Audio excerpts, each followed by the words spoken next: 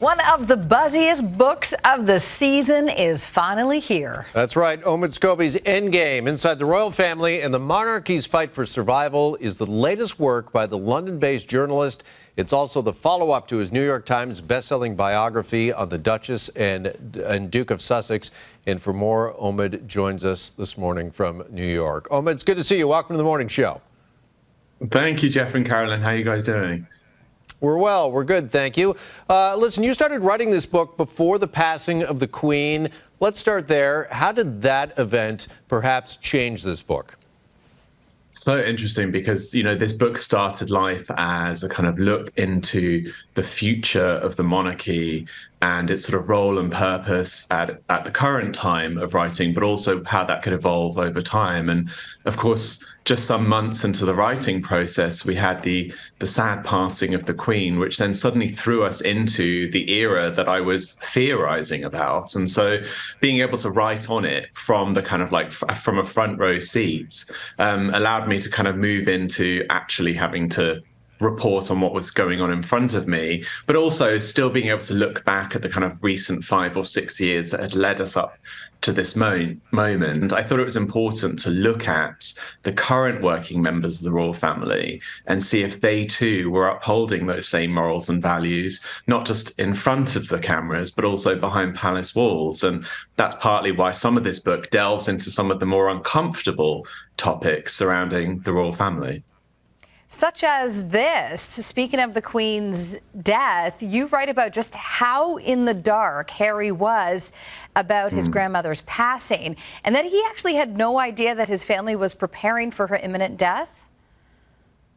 Yeah, I think one of the times that we always assumed that the family would put all differences to one side was the death of the monarch, Queen Elizabeth II. And I think to discover those moments where Harry was still operating completely in the dark, despite reaching out to his brother to join a private jet flight that he was taking off on from an airfield just 15 minutes away from the Frogmore Cottage where he and Meghan were based, showed not only just how bad the fractures were in the brothers' relationship and how unrepairable they are, but also showed a colder side of William that I don't think that people necessarily get to read about in some of the more kind of glorified British royal coverage that we often see.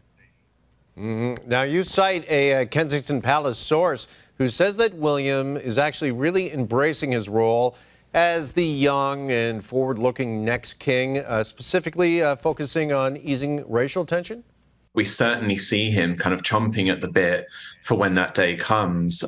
It's quite unusual to hear so early on in the reign of a new monarch, we're sort of only just a year into King Charles III's reign, to hear from Kensington Palace sources regularly how differently William plans to do things. After the coronation, 3 days later, we heard from Kensington Palace aides how William will do things differently, that he plans a more cost-effective, leaner coronation that perhaps might be more mindful of the economic times that we're in.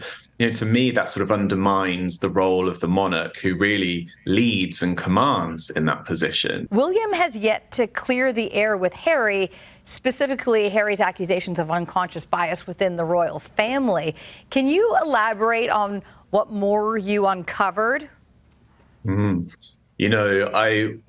like everyone, I was as shocked as all of us were when in that Oprah interview, the couple spoke about those conversations and quote unquote concerns over the color of Archie's skin that were had within the family. And at the time, we all wondered who they were. The couple did say that it wasn't the Queen or Prince Philip, but it was left there. We didn't hear about it again in Spare. We didn't hear about it again in the Netflix series. And I found that quite bizarre because, when you make such a bold statement, you're expected to follow up on it.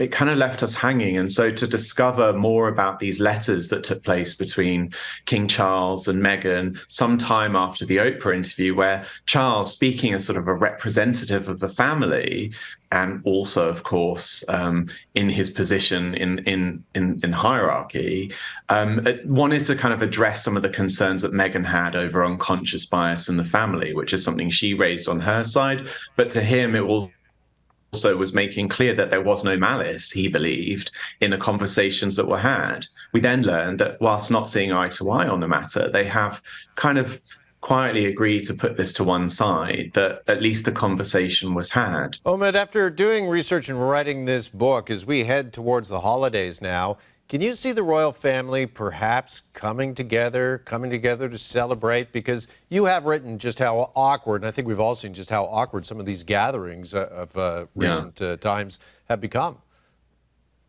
Yeah, I've been writing about the royals since 2011, and there's certainly been many a Christmases at Sandringham, certainly during the Queen's life, where those tensions or those uncomfortable fractures between family members are put to one side in order to celebrate this family time with the then late monarch. Of course, things are slightly different now with Charles. We have seen Harry and Meghan remain so far away from kind of the fray of the royal family. And although there is that line of communication between Harry and Meghan and Charles, I detail in the book how Meghan has sent pictures of the children to his team so he gets to see how his grandchildren are growing up. There certainly hasn't been any news of an invite being extended. Well, and furthermore, given how many intimate details Harry and Meghan have revealed about the royal family, can you blame them that there could be this lack of trust? And can that trust ever be restored? Yeah, absolutely. I mean, there's no doubt about it. Harry and Meghan sharing their stories and to Oprah, in magazine interviews, on Netflix and Spare, has led to this kind of issue of trust being a real sticking point for a lot of the family members. There's a feeling that things can't be shared to them, and it's possibly something that has come in between the couple and those conversations that they're looking for within the family. But we also know that this is a family that likes to sweep things under the rug and bury their heads under the sand. So I'd argue that those conversations wouldn't have happened anyway. But I think one thing I do detail in the book is that, we talk a lot about Harry and Meghan spoke out, and of course that caused a great deal of discomfort for the family. But what were the things that were leaked and briefed by the palace behind the scenes that led to them talking out? And I don't often think that those are laid out in such detail as I have done in the book, including naming some of the players and individuals within the royal households who had taken part in some of those games and coordinations with the British press.